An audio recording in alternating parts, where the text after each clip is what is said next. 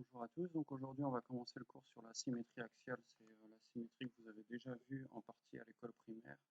On va la continuer et l'approfondir cette année.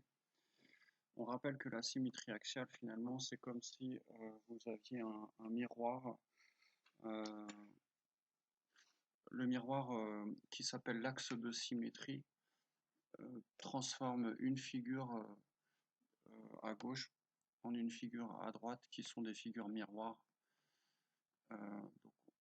Donc on va parler de ça. Alors, c'est parti.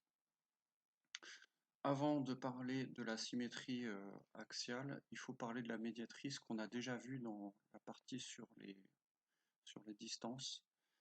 Donc, on avait vu certaines choses sur la médiatrice d'un segment. Et on dit que la droite D est la médiatrice du segment AB. Donc ici, la droite D, c'est la droite qui est en rouge ici. Cette droite D là est la médiatrice du segment AB si on avait vu à l'époque, donc si elle est perpendiculaire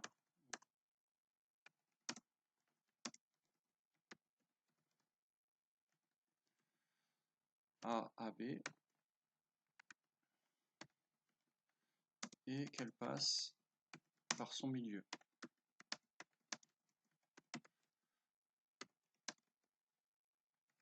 En fait, on avait vu aussi, je ne sais pas si vous vous souvenez, mais en fait, si tout point de la médiatrice est à la même distance, donc on disait équidistant des extrémités du segment A et B. Et c'est ce qu'on va rajouter dans ce chapitre-là, c'est que la droite D est la médiatrice du segment AB si la droite D, et ça c'est nouveau, est l'axe de symétrie de la figure, c'est du segment AB.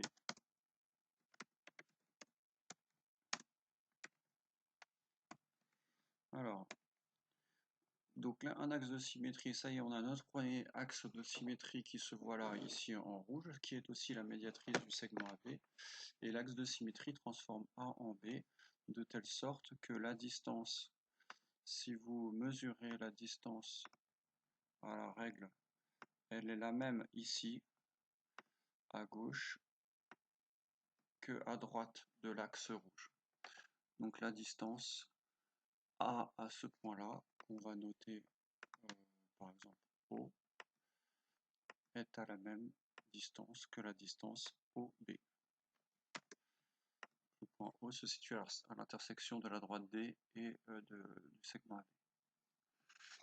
Voilà, première chose à savoir sur la symétrie, savoir que l'axe de symétrie d'un segment, c'est la médiatrice droite qu'on a déjà vue dans un autre chapitre. Donc maintenant, on va s'entraîner à tracer la médiatrice. La médiatrice, on avait vu déjà dans le chapitre précédent comment la tracer. On utilise principalement soit la méthode 1, soit la méthode 2. C'est-à-dire que grâce à la méthode 1, on peut tracer une droite perpendiculaire. Je trace l'angle droit comme ça, une droite perpendiculaire.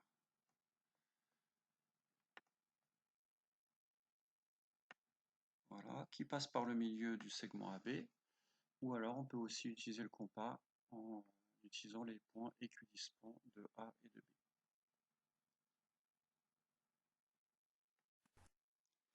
Donc maintenant, on va passer à la construction de la médiatrice par les deux méthodes qu'on a précisées.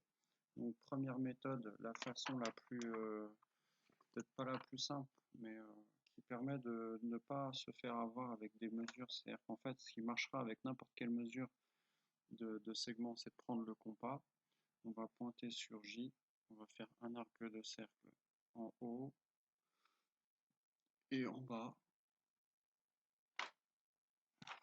sans jamais changer l'écartement du compas. On va pointer sur I maintenant et faire un arc de cercle en haut et en bas. Tac. Voilà. Ça vous permet de tracer la droite ici. En en reliant les deux arcs de cercle. Et cette droite-là va être la médiatrice du segment IJ. La deuxième façon de faire, c'est de mesurer. Donc je mesure le segment MN. Ici, mon segment MN mesure 3 cm. Je dois trouver le milieu de MN, donc 1,5 cm. Et à partir du milieu, je vais tracer à l'équerre la droite perpendiculaire passant par ce milieu. Voilà. Et voilà la deuxième façon pour tracer la médiatrice en utilisant l'autre définition de la médiatrice. Donc ici, on utilise la propriété qui dit que les points de la médiatrice sont équidistants. Et deuxième façon de faire, on utilise la propriété qui dit que la médiatrice est perpendiculaire et passe par le milieu du segment.